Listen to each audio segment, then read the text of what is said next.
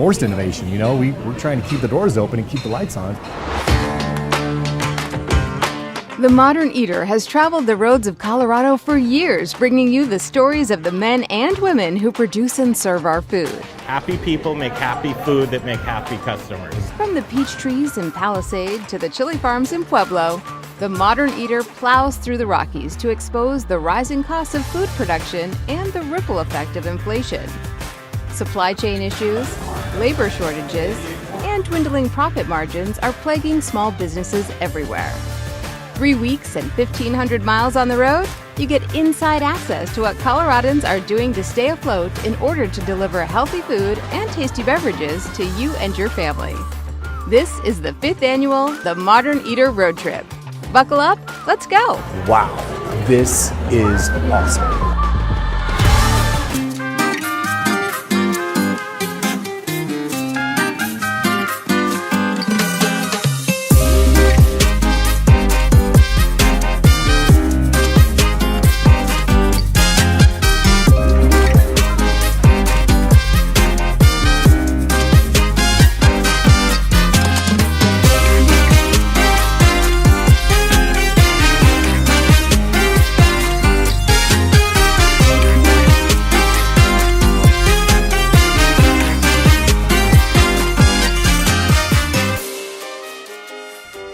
Okay, here we go, the Modern Eater Show. We continue. Here we are in Palisade, Colorado on an Independence Day, and this is a good one.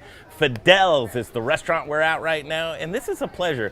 I got my sidekick with me, Chef James Doxon. How we doing? See you. Love it. And Jody and Jeff, good to meet you guys. Meet you guys. How are you? Doing great. Fantastic. All right, now I really love to talk business, and I understand you two are doing great business here in Palisade, Colorado, and you have two cool businesses. First of all, Spoken Vine. Yeah. Spoken Vine is what? It's a motel. Let me be very clear about that. It is a boutique motel, not a hotel. Yeah, Very love different. it. Yeah. And so with that motel, you've got a lot of the people coming into town vibe going on, right? Yeah, we opened about a little over 3 years ago, and we mainly see people from Denver and Salt Lake. That's the majority of the crew that's showing up there, and Occasionally we get some one-nighters passing through, Yeah. traveling, moving, whatever, which and, is great. and it's a small little place, so we get to talk to our guests, and a lot of our guests have actually become like great friends. So when they come into town again, we actually go out and hang out with them. That is awesome. We attract really cool people. Through the years that we've traveled through Palisade, and this is the first opportunity that we've been able to catch up, but just a cult following, really, that you guys have gained with the Spoken Vine Motel. Yeah. And coming through there and cultivating that and meeting the people of the community, and what better way to do that were other business opportunities. And here we sit at Fidels, right? Yeah. Talk about Fidels for a moment, if you would. So Fidels, we opened 3 months ago. And last year, actually, we had an opportunity that we heard that the Palisade Cafe was closing. And if they didn't find a buyer in 3 weeks, they were going to close. And we were heading right to our summer season. And Palisade is small; we don't really have many options. So we thought we gotta come in and keep this restaurant rolling. So we did, and it was a good opportunity because we got to speak to the guests. Where are they coming from? What are they looking for? We were the 12th owners of the Palisade Cafe. And over the years, every owner did something a little different. And by the time we took it over, it was just a little disjointed. So we thought, do we just fix and make Palisade Cafe what we want it to be, or do we totally shut down and reimagine and rebrand and open up under a new concept? And clearly that second option was the way we thought was best for Palisade. Yeah. And I think the most important part about what to know about Fidels is that Fidels are foster failed dog. We get that a lot. So people are like, why Fidels? We're like, well, it's our dog. We got him as a little puppy. He was super cute. We didn't plan on keeping him, and then we fell in love. So foster failed. He came with the name Fidel. Yeah. And when we started thinking about the concept of the restaurant, we're like, what are we going to name the place? One of our friends was like, Fidels. We're like, yes. So once again, it kind of hit, and here we are. I love it. So I always like to explain that because people are like, Fidels. I met Fidel yesterday in your truck. Yeah. We were bouncing around. We were at the Palisade nice. Growers Guild. Oh, cool. So this is where I love the conversation, because it turns into that business conversation. I wanted James Doxon to join us as well, as he's the culinary director for Vibe Concepts. He's got 11 restaurants under his belt and growing. There's a lot of food costing that goes on, and basically one of the most organized guys that I know. Well, I appreciate and truly, and you really have to have those skill sets in business. So very interesting thing. You guys were in lodging and hospitality. What made you do the transition into food service? Have you guys had food service experience in your past? Yes. Yeah. So I moved to Colorado from New York in 2001, and I moved to Steamboat Springs. And for probably about 10 years, I worked in food service. I worked everywhere from a fast turn and burn kind of breakfast place to a high-end restaurant up in Steamboat and everywhere in between. Wow. And then I vowed to never go back to the restaurant business, and Here we I are. am. And then I went into property management, and Jeff, on the flip side, he worked in property management and in Steamboat Springs, and then most recently was a manager of a really great tacos and tequila restaurant called Salt and Lime in Steamboat. He was a GM up there. Sweet. So yeah, I mean, So it wasn't that far And once I off. got into that, I was like, we're never going to get in a restaurant again. Here we are. well, We both said it. I always wonder that because I look at a lot of restaurant owners, and it's a labor of love. I mean, let's face it, and you get to embrace your community, though. But it's like a kidney transplant. Either you're going to take or you're not. Right. And if the community says no dice, then no dice. Yeah. It's gonna get rebranded, and that's where the conversation gets really good. Is the Modern Eater. We're on the 4th day of our 17-day road trip where we tour Colorado, and we take the pulse, take the temperature of Colorado. Business owners from farms, ranches, breweries, distilleries, winemakers. I mean, you go down the list to the end guys, which are chefs and business owners, right? The rising costs of food production right now, it's a real thing. Things are skyrocketing. But it's weird on your sheet because some things are going up, then some things are staying the same. But one thing that does remain consistent is your relationships and how your relationships of where you're getting products, who from. It's just to be able to have that agility and that nimbleness with your buying dollars. Talk a little bit about how you manage that, and then we'll get into the conversation here about Palisade and Fidels and how that's working out. James? Well, so at the end of the day, relationships are our biggest asset, right? So we, for example, have relationships with all of our vendors. We like to keep those good and well, whether it's Cisco, Seattle Fish, Aspen Baking, Spice Guy. We have relationships with all of them. And of course, the better our relationship is, the easier they want to work with us and make things happen. So there's always a conversation around cost, right? And that's, they need to make their costs and we need to make ours. So it is that balance and that relationship. They don't work for us. And we don't work for them. It's a relationship. This is a partnership. And really the bottom line is, we need to, in order to drive costs down, we need to work together on both ends of the spectrum to achieve that goal. So drivers, having a shortage of labor force, like drivers with distribution, like Cisco or Shamrock or US Foods or whoever you're using. Us being ambassadors to help them figure that out, giving our opinions or solutions to people like the regional directors or president of that organization, that they might not hear that point of view always from the end consumer themselves. Okay. They hear it from their reps, their employees, who work with us, but it's better from your mouth, the owner, the end consumer. And so just constantly having that conversation. You've talked before, James, about, we've always in kitchens and restaurants have looked how to utilize everything, how to pinch those pennies. We've always been doing that. So it's like the rest of the industry has been trying to catch up with that mindset. Right. Yeah. And I think because you're the first front, you're on that line of the consumer. You're meeting with them on a daily basis. So you're hearing that. But post-COVID, which I like to say post-COVID, you saw the jockeying for position of, okay, do we shrink to profit? Do we try and eliminate this job? Do we take less money for ourselves? Do we cut corners with the quality of our products that we source and bring into the kitchen? Do we put fees that are hidden on your receipt that you really can't find? There's so many things, but I think now we're turning to innovations. and streamlining and other revenue sources. Right. So I just want to kick it to you guys because there is a thing that says, hey, there's an $8 taco on the menu. Can I go to Fidels? Can I do that? And I think it's a great conversation to start, but address that with what you guys are doing here in a small town in Palisade. That was a lot, I know. Yeah, no, but I just I mean, want there's so many things to comment on. you guys up. And we agree with all of it. Do it. It's amazing. So what we were finding is post-COVID, a lot of places that we were visiting, whether they were restaurants or lodging or what, they're like, oh, we don't do that anymore, COVID. Oh, we'll still charge you the same, but you get less service. We'll charge you the same, you're going to get a pre-batch cocktail, counter service, but you're still going to tip, that kind of thing. And I kind of call that, the term out there is skimp inflation. And what I like that. And what I think is, what we wanted to do was to continue to have an experience, whether it's the motel or the restaurant. We didn't want to skimp out on things, and we do think there are people out there that are still looking for a wonderful meal. Quality's there, the service is there, the ambiance is there. Right. We wanted to provide that for it. With that, though, there comes a price. But we didn't want to skimp on any one of those three elements just to get the price lower. So we're doing our best with food costing.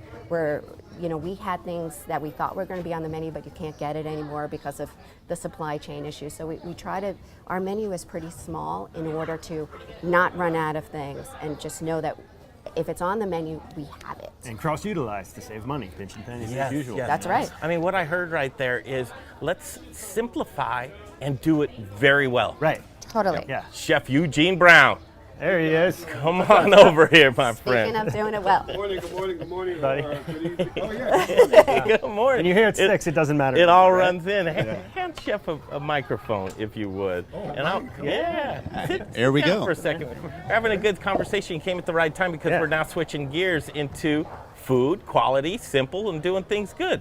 You're going to want to hold that microphone right in the middle there, and then There we just go. Would you like me to hold it for you? No, and just, not that old. just have the conversation.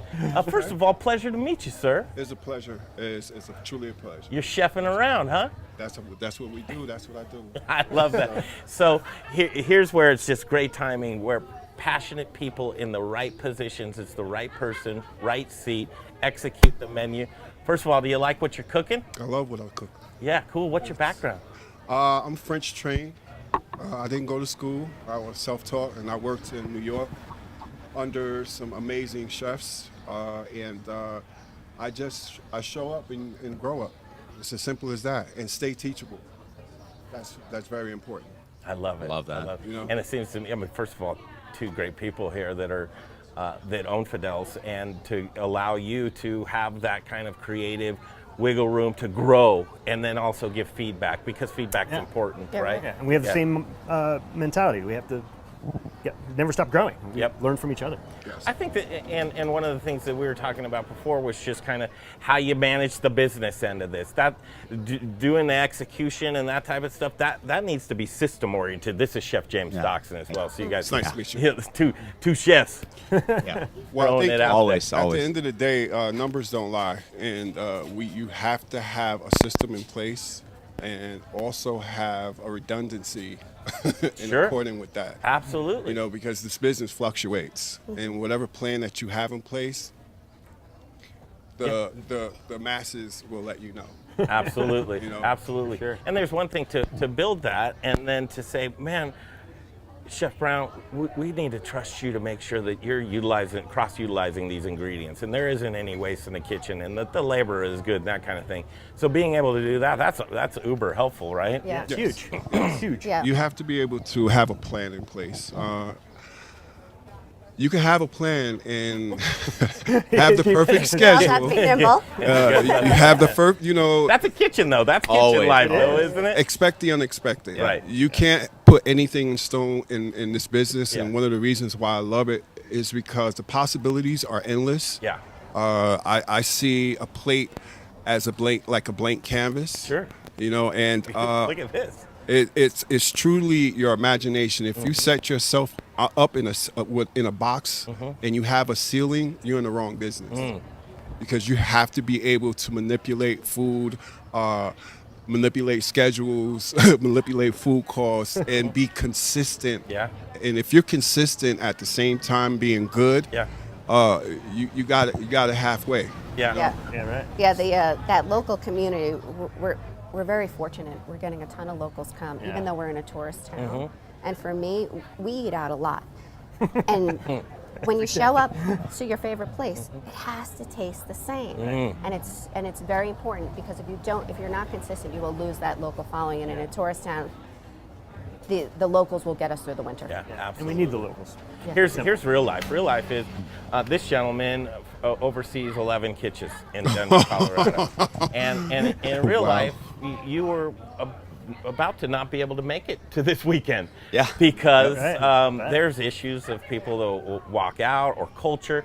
And at Vibe Concepts, it is just that. It's a vibe. It's a flowing with each other, not only internally, because internally is going to show what's on the outside there. Right. So creating that culture, that ethos, that vibe is very important for you all to be cohesive, to be able to work.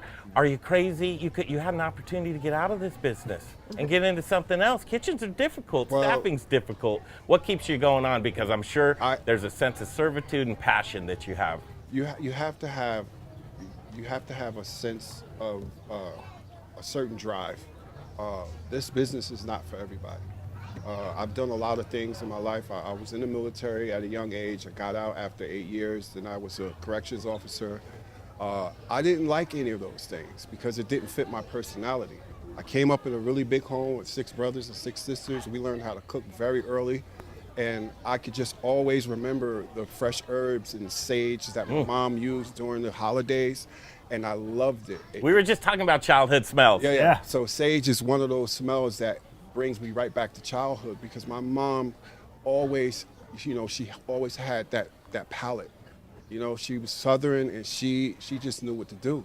And she never measured, but she kept it Always real. came out right. It always came out right. So I love this business. It's the perfect love affair for me, and if this is a lifestyle for me. Yeah. It's not something that I just come to do. Sure. Now it's time for you to mentor, to cultivate other people. Absolutely. And I'm sure you do that very well. Yeah, That's grow- something that you do well. Grow our industry, yeah. Right. We need It's the suffering. legacy, right? We Right. need, We need and 2 big things I heard you say that are so important to the war on inflation and keeping a business alive is consistency and adaptability. Right. And those 2 things, if you're consistently have a great ambiance, consistent with your food, your portions, your seasoning, presentation, everything, your consistency with your staffing and holding, tenure and treating people well with respect, because at the end of the day, we're all adults and we're all, trying to do what's best or do what's right, or what we think is what's right for Right. the business. And adaptability, that's obviously a huge thing in restaurants, like scheduling and, we weren't able to get that in, right? Manufacturer issues, or that, chicken wings when they were $197 per case, now they're $97 per case, thank God, back again.